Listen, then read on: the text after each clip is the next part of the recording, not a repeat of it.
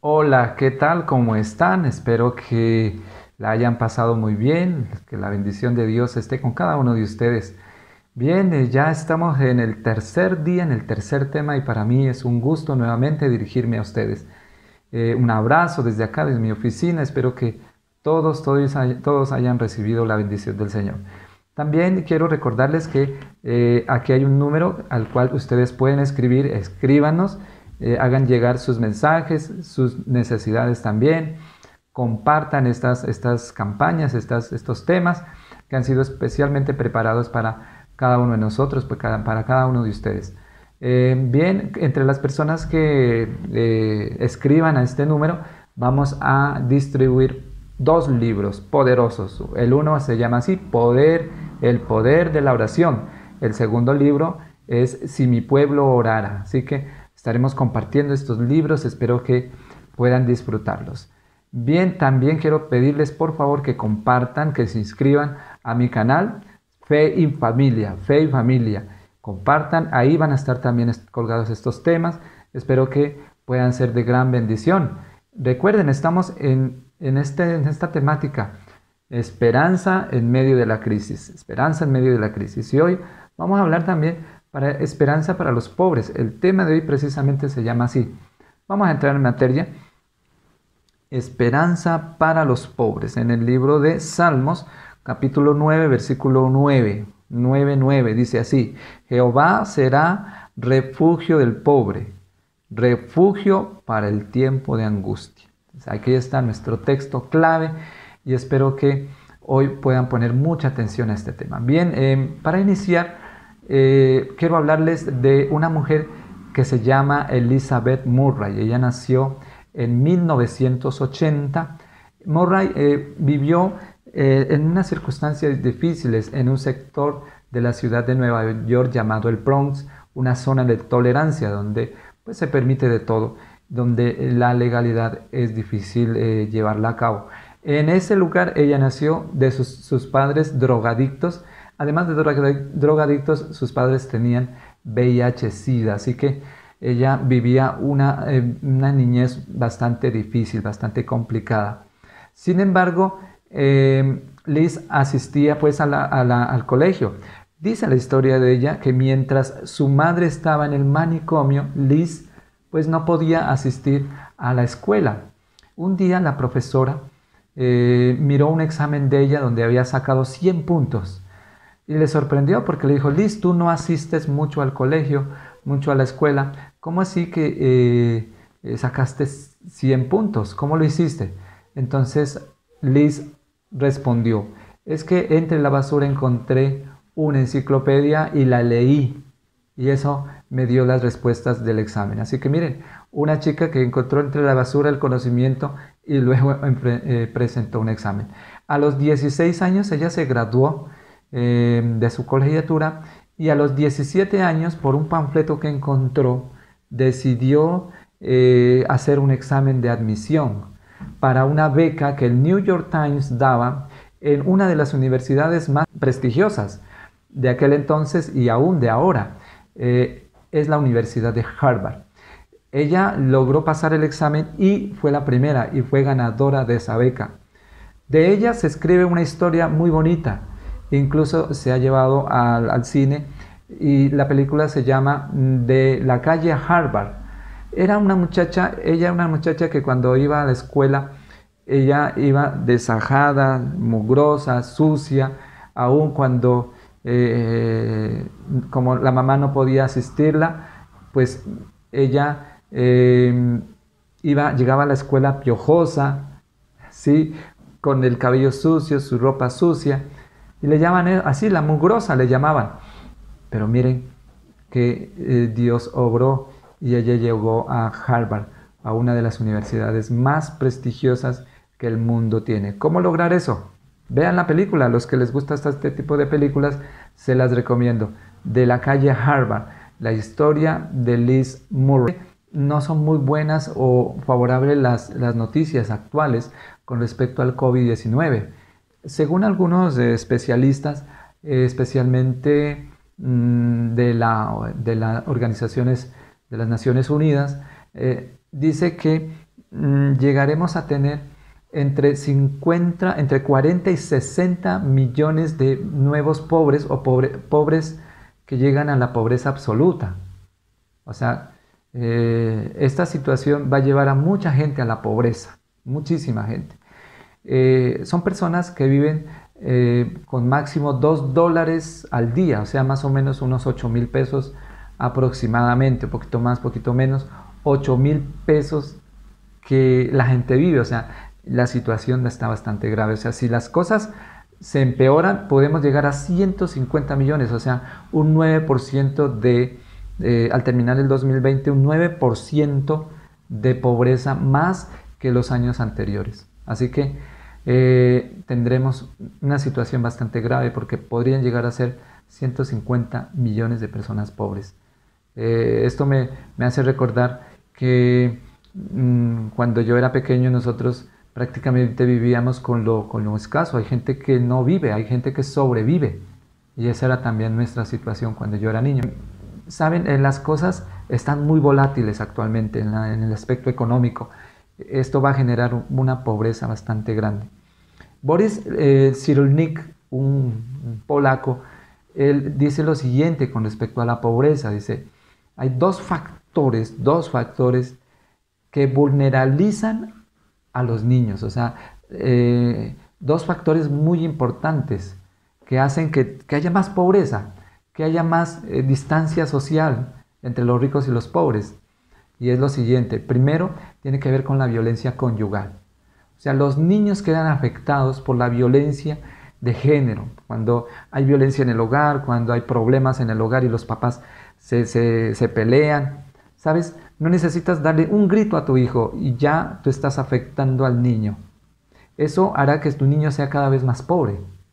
¿Y por qué? Porque él va a perder la seguridad. Porque la seguridad del niño se basa en la estabilidad de los padres. Por eso, cuando gritamos, cuando peleamos, prácticamente nosotros estamos empobreciendo más nuestra sociedad. Otro factor, y es la pobreza en sí, o sea, la pobreza social, o sea, la falta de oportunidades. Los padres, por supuesto, en estos sectores sociales no tienen tiempo para los niños, no tienen tiempo para jugar, solo la pasan trabajando, llegan cansados, pegados del televisor, no hay tiempo para más. O sea, prácticamente eso me hace recordar una historia que contaba el pastor Bullón. Él dice que iba un niño ante una vitrina y vio un juguete que le gustaba. Él dijo, papito, yo quiero ese juguete, papito, cómprame ese juguete. A lo que el papá le dijo, pues hijo, eso no es para los que quieren, es para los que pueden. Y sabe, a veces la pobreza da ese impacto mental, o sea, ese golpe mental. Dice, no, esto es para los que pueden. ¿Quiénes son los que pueden? Pues los que tienen dinero, los que tienen oportunidades, etcétera, etcétera. Pero no es así. Saben, los niños pierden la seguridad. Algo más que dice este señor Boris, especialista en resiliencia, dice lo siguiente, que necesitamos aprender por lo menos 1000 palabras para poder entender qué es lo que otro nos dice. Y dice que en medio de la pobreza los niños solo alcanzan a aprender el significado de 200 palabras. Y es por eso que los niños no entienden lo que sus profesores dicen. Eso significa, ¿saben?, que la miseria es una miseria mental, es una miseria espiritual. La pobreza no solo es una pobreza económica. Entonces, eso significa que cada vez va a haber más pobres. Y la pobreza genera un trauma. Pero miren, el trauma, cuando el niño sufre un trauma, su cerebro se ralentiza. Hasta se puede digamos, neutralizar, quedar quieto, su mente, su cerebro. Y cuando se pone así el cerebro, por supuesto, va a perder la capacidad de aprendizaje. Yo creo que esto también a muchos nos ha pasado o les ha pasado, o no sé si se te esté pasando, pero tu mente no es capaz de superar las dificultades y tu mente da vueltas y un día amaneces y las cosas siguen igual y la tristeza embarga tu vida. Es porque tu mente no está avanzando, está estancada. Y eso es lo que genera un trauma, un golpe, un impacto social, la pobreza, la violencia, eso causa un trauma y la mente queda estancada. Pero también otro aspecto es el sufrimiento por la adversidad. Cuando hay sufrimiento por la adversidad, en este caso el cerebro no se ralentiza, el cerebro trabaja, sigue su funcionamiento, teniendo la posibilidad de buscar solución a sus dificultades. Eso significa que una persona que enfrenta las dificultades no dice necesito 0 dificultades para avanzar, no, al contrario, las dificultades o la adversidad que todos vivimos, pues podemos superarla, sobre todo cuando nuestra mente avanza y avanza. Entonces, en conclusión, necesitamos relaciones seguras y un entorno seguro. Para evitar la pobreza, necesitamos tener buenas relaciones en nuestra casa, en nuestro hogar. Necesitamos un entorno seguro y eso no lo da el dinero. El entorno seguro no lo dan las cosas físicas. El entorno seguro lo da mi papá, mi mamá, que nos amemos, que nos rodeemos de amor y de felicidad. O sea, y eso creo que lo podemos dar todo. De esa manera iremos superando precisamente la pobreza que nos embarga. Como es de costumbre, en mis sermones vamos a incluir una historia bíblica. Pongan atención estos 10 minuticos que serán muy importantes. Si ustedes pueden ver en el libro de Primera de Crónicas, capítulo 1, 2, 3, 4, incluso el 6 son genealogías. Estos son los capítulos de la Biblia que nos hacen desistir del año bíblico. Cuando uno llega a estos capítulos dice uno, no, yo ya no quiero saber más de leer Biblia. Pero saben, en medio de todo esto hay como un lapso aquí y está en el versículo 9 del capítulo 4. Vayan conmigo al capítulo 4, versículo 9. Jabes fue más ilustre que sus hermanos, al cual su madre llamó Jabes, diciendo, por cuanto lo di a luz con dolor.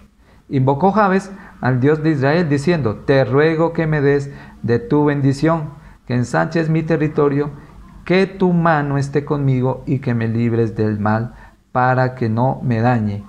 Y dice que le otorgó Dios lo que pidió. Qué bonita oración la de Jabes. ¿Y quién era Jabes? Jabes era un ilustre, una persona que se destacó más que sus hermanos, dice. Y estos hermanos, pues, Jabes lo superó a ellos. ¿Y en qué lo superó? Porque Jabes confió en las manos de Dios. Era un hombre que había sido concebido con dolor, con tristeza. No sé exactamente, la Biblia no dice exactamente cuáles fueron sus entornos. Pero, ¿sabes? Jabes, yo pienso que ilustra a todo ser humano que está pasando o que nació en dolor. Precisamente es la perfecta ilustración de aquellas personas que nacen en medio de la miseria, del dolor y del sufrimiento. Por eso quiero decirles que Jabes lo que hace es llevarnos a un entorno de pobreza. Pero dice que oró a Dios. Vamos a analizar un poquito la oración de Jabes. Número 1, invocó al Dios de Israel. Jabes eso hizo, invocar al Dios de Israel. Parece que Jabes tenía en mente una idea y era a Jacob. Vamos a analizar un poco la oración de Jabes. Jabes dice aquí, vamos a volver a leer, volvamos al pasaje, dice versículo 10, invocó Jabes al Dios de Israel, diciendo, el acto de invocar, número 1, es un acto de ejercer fe, de llamar, de suplicar, de pedir ayuda, de no quedarse callado, de hacer una llamada a alguien que te va a ayudar, ¿sí? Es como esos concursos donde le dicen a uno, bueno, tiene disposición de hacer una llamada, pero voy a llamar a alguien. Pues yo no voy a llamar si estoy en un concurso de preguntas, no voy a llamar a un ignorante, pues llamo a aquel que tenga muchos títulos y tenga muchas letras. De la misma manera, cuando nosotros invocamos a Dios en nuestras angustias, pues debemos invocarlo porque Él es el que nos va a ayudar. Él es el que... Entonces, Jabes dice aquí, invocó al Dios de Israel, al Dios de su pueblo, al Dios que tenía una historia que contar, al Dios que se decía que había abierto el mar rojo. A ese Dios invocó, al Dios que todo lo puede. Y por eso dice en el libro de Salmo, capítulo 50, versículo 15, dice, invócame en el día de la angustia, te libraré y tú me honrarás. Ahí está. También en el Salmo 91, versículo 15 dice, me invocará y yo le responderé, con él estaré yo en la angustia, lo libraré y le glorificaré. Qué hermoso, ¿cierto? O sea, invocar a Dios. Y es que con razón, dice Pablo, dice, porque todo aquel que invocar el nombre del Señor será salvo. Y en otro pasaje dice, ¿cómo invocarán a Dios si no saben a quién invocar? Y eso es lo que pasa con mucha gente hoy en día. No conocen a Dios. Y por eso no le invocan, no oran. Tal vez en la religión que están, les han enseñado a rezar, a repetir rezos, pero realmente no conocen a Dios y por eso no saben invocar al Dios Todopoderoso. Y parece que en medio de la pobreza se ha ocultado esa idea de que hay un Dios rico que puede ayudarnos. Entonces, esto es lo primero que hace Jabes, invocar a Dios, pero no a cualquier Dios, al Dios de Israel. Bien, la segunda idea de esta oración dice así, si me dieras bendición, el beneplácito, la benevolencia, el favor de su misericordia, como quieran decir. Si tú me dejaras si me dieras tu bendición, si me dejaras ver tu bendición. ¿Saben? Las bendiciones y las promesas de Dios son condicionadas. ¿Condicionadas a qué? Número 1, condicionadas al receptor. Sí, porque el que recibe la bendición puede decir, no, yo no quiero eso. Entonces sí, ese sí condicional, esa sí de esa bendición, es decir, sí, yo la quiero buscar. Entonces debe haber una decisión de búsqueda. Buscad y hallaréis, llamad y se os abrirá. Porque todo aquel que busca, encuentra. Y todo aquel que llama, ¿qué? Se le abrirá. Mateo 7. Entonces, Dios está dispuesto a dar sus bendiciones. Pero tú estás dispuesto a abrirle tu corazón. Tienes que pensar eso, tenemos que pensar eso. También hay ese sí también nos da otra idea, y es que es el sí también de la obediencia. Es que si nosotros andamos en obediencia, si andamos en los caminos del Señor, por supuesto va a haber más bendición. Pero si no andamos en obediencia, lo que va a haber es maldición. Por eso, en el libro de Lucas, capítulo 17, versículo 6, dice Jesús, si tuvieres fe como un granito de mostaza, podrías decir a este sicomoro, desarráigate y plántate en el mar, y os obedecería. Ahí está. Si siembras fe, si siembras amor, ¿qué vas a recoger? Por supuesto. Pero si siembras mal, ¿qué recogerás? Entonces tenemos que tener en cuenta también eso. Algo más que dice la oración de Jabes. Tercero, dice ensanchar el territorio, ampliar tu vida, hacer grande a una persona. Eso es lo que significa ensanchar, extender. Pero ¿cómo nosotros podemos extender? Veamos dos pasajes. Salmo 36:10 dice, extiende tu misericordia a los que te conocen y tu justicia a los rectos de corazón. Entonces, Dios extiende su misericordia. Y en el versículo 16 de Proverbios 18 dice, la dádiva del hombre le ensancha el camino y le lleva delante de los grandes. Ahí está el texto clave. Miren, Dios bendice con misericordia, dice en el Salmo 36:10. Dice así, extiende su misericordia. ¿Y por qué? Porque Dios siempre es amplio en dar. Dios no es egoísta, Dios no se queda con sus bendiciones, Él quiere darlas, compartirlas con todos. Y en el siguiente versículo 18-16 de Proverbios dice, el que es dador, el que comparte con otros, ¿qué va a pasar? Va a ensanchar su territorio. Entonces miren, Jabes no solo quería para él, no era una oración egoísta que le estaba pidiendo y diciendo, Señor, dame bienes, dame riquezas, dame casas, dame esto, dame techo, dame todo. No, Jabes lo que está pidiendo es, dame Señor para dar a quién, a otros, para compartir. Seguramente Jabes era un hombre ilustre, o sea que él ejercía un liderazgo, había una influencia, ¿sí? Y él decía, mira Señor, yo soy pobre, pero también hay otros pobres, hay otros necesitados. Quisiera que me des para compartir con aquellos que también necesitan. Y ese es Jesús también así. Que dice la Biblia que Jesús se hizo pobre para que nosotros fuésemos ricos. Jesús nació en un pesebre para que nosotros pudiésemos ver su gracia ahí reflejada. Y es que Jesús se despoja de todo para compartirlo con nosotros. Y lo mismo quiere que hagamos nosotros. O sea, aquel que es pobre, yo digo que es más pobre aquel que quiere tener y ahí amarrar lo que tiene. Egoísta, apretado, más duro, más codo, como dicen. No comparte nada. Mezquino. No. Jabes, cuando pidió, pidió para ensanchar, para compartir. ¿Sí? Como dijo Jesús, si tuvieses fe como un granito de mostaza, podrías sembrarlo y de ahí crecería una mata grande, un árbol grande, frondoso, y debajo de ese árbol vendrían muchos pájaros, bajo esa sombra. Entonces, miren, aquí está Jabes compartiendo también, pero también lo siguiente que quiero que entendamos es que Jabes también dice, y tu mano estuviera conmigo, dice, y tu mano estuviera conmigo. La misma petición de Jacob, la misma. Eso en el libro de Génesis habla de Jacob, donde él dice que se aferró y dice ahí que dice algo muy interesante, dice, no te soltaré, que ya rayaba el alba. Y Jacob entendió que ahí estaba Dios y dijo, no te soltaré hasta que me bendigas. Toma, si tú vas conmigo. Miren, las condiciones de Dios están dadas cuando Jehová está con nosotros. Las condiciones de beneplácito, de bendición están cuando Dios está con nosotros. Sin Dios no somos nada.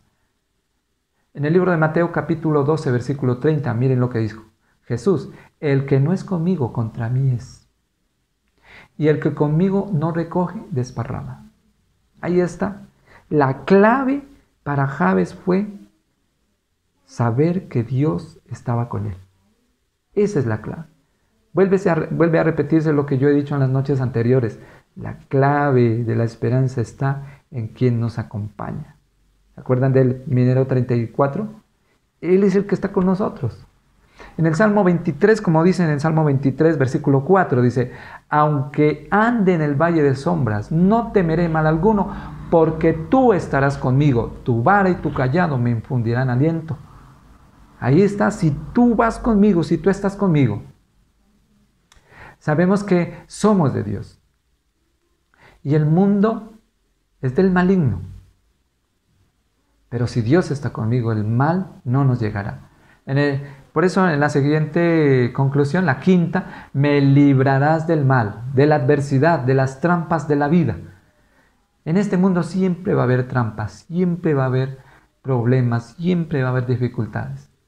Pero Jabes dice, Señor, si me libras del mal, si me libras del maligno. Miren lo que dice Lucas 11:4. Perdona nuestros pecados, porque también nosotros perdonamos a todos los que nos deben, y no nos metas en tentación, mas líbranos del mal. Y en una versión dice, mas líbranos del maligno. Primera de Juan 5:9 dice, sabemos que somos de Dios y el mundo entero está bajo el maligno. Aquí es relevante tomar una decisión, es reiterativo tomarla. Es importante que tú tomes una decisión, que te coloques del lado correcto. Y esto para Jabes fue importante. Dice, voy a estar de tu lado. Líbrame de mi enemigo. Y el enemigo ya sabemos quién es. Pero tú eres mi amigo. Y si tú estás conmigo, el maligno no me llegará. Otra conclusión dice así, para que no me dañe. Bueno, aquí Jabes está diciendo, quiero cambiar mis circunstancias. Quiero cambiar mis dificultades. Quiero cambiar esta pobreza en algo totalmente distinto. Tengo en mis manos la capacidad de cambiar mi destino.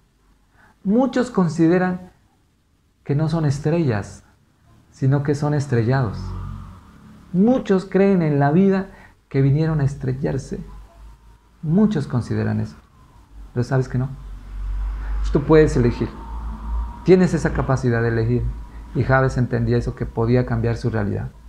La última conclusión dice, y dice que Dios le concedió lo que le había dado.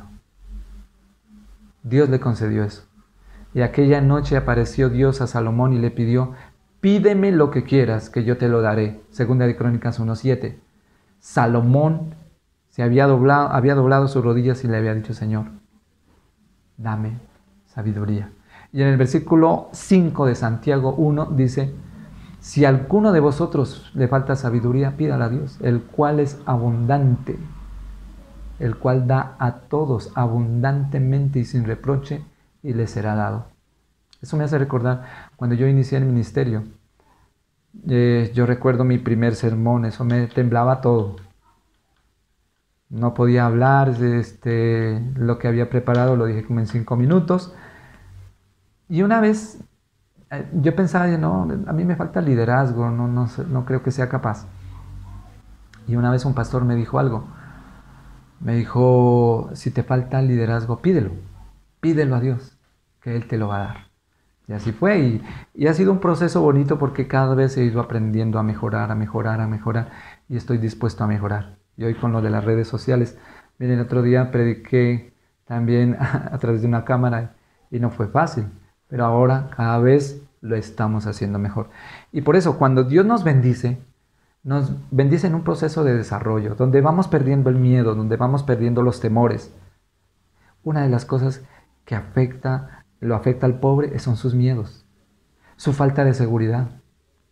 Y es que la pobreza genera eso, pero Dios está aquí para darnos lo que necesitamos, para darnos esa seguridad. Yo estoy contigo, yo tengo tiempo para ti, dice el Señor.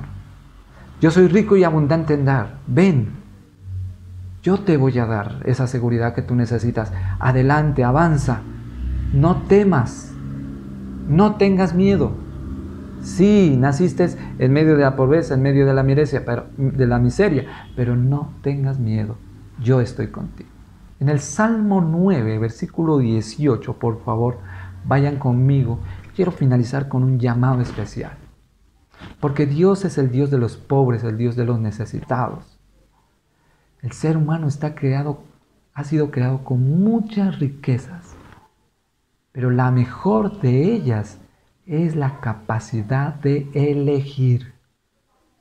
Nadie nació en esta tierra para ser estrellado. Todos hemos nacido. Tú has nacido para ser la corona de la creación. Eso es lo que vales. Y por eso, mi amigo, tú que estás ahí, puedes elegir tu destino. Tu vida puede cambiar. Así como la vida de Jabes cambió por la intervención de Dios, tu vida también puede cambiar. Tú puedes elegir seguir al Señor. Por eso dice en el Salmo 9, versículo 18, dice, porque no para siempre será olvidado el menesteroso, ni la esperanza de los pobres perecerá perpetuamente.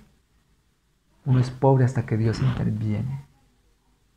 Uno es miserable, uno está en la crisis, en la peor de todas, hasta que Dios interviene. Y por eso Dios quiere intervenir en tu vida. En el Salmo 14, versículo 6 dice, del consejo del pobre se han burlado, pero Jehová es su esperanza. Salmo 14, 6. Ahí está nuestro Dios de esperanza. Es la esperanza para ti. La esperanza de los pobres es Dios. La esperanza del cambio de vida es Dios. Y aquí está Dios para bendecirte. Ven a Jesús. Ven a Él. Pero el mayor obstáculo es el orgullo. Mira lo que dice en Apocalipsis capítulo 2, versículo 9, dice, yo conozco tus obras y tu tribulación y tu pobreza. Yo conozco tu pobreza. Yo sé que tu pobreza es espiritual, tienes bienes, tienes un techo, pero no logras disfrutar de ello.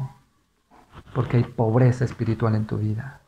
La frustración te ha negado y tienes el agua hasta el cuello, pues Dios está aquí para ayudarte. Debes salir de ello porque tu pobreza es espiritual. Pero hay algunos que dicen, no, yo no necesito de nada.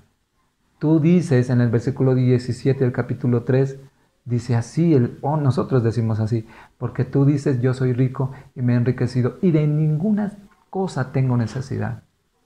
Y tú sabes que eres desventurado, miserable, pobre, ciego y desnudo. Por eso el orgullo que habita en tu corazón te impide aceptar a Jesús. Te impide ver la luz de Cristo. Querido amigo, hoy quiero hacerte una invitación. Quiero invitarte a que abandones tu yo, tu ego, tu orgullo y aceptes a Jesús como Salvador personal. Jesús lo dijo, en Mateo 7 lo dijo, bienaventurados, Mateo 5, bienaventurados los pobres de espíritu, porque de ellos es el reino de los cielos. Y el reino de los cielos, los pobres irán adelante. ¿Y quiénes son esos pobres? Pues aquellos que han reconocido su miseria espiritual. Aquellos que no solo ven su miseria económica, porque hay muchos que tienen recursos, pero son pobres espirituales. ¿Sabes? Dios es un Dios de pobres y yo soy el primero. ¿Quieres seguir a Jesús? Ven a Jesús. Hoy te quiero pedir que escribas en este numerito, que tú escribas ahí, quiero seguir a Jesús. Quiero entregar mi vida a Jesús. Reconozco mi pobreza. Vamos a hacer llegar un estudio especial para estas personas y yo hoy quiero que tú envíes ese mensaje. Voy a estar orando por ti. Inclinemos el rostro, vamos a orar. Padre, quiero pedirte por todos aquellos que están al otro lado de la pantalla y que van a escribir, yo te acepto. Te pido, Señor, para que ellos puedan recibir tu bendición. Por favor, lleva este mensaje a todos aquellos que te necesitan. Oramos en el nombre de Jesús. Amén. Bueno, recuerden escribir en este número. Estaré esperando sus pedidos. Quedo atento. El día de mañana estaremos con otro tema muy especial. Dios les bendiga. Feliz noche.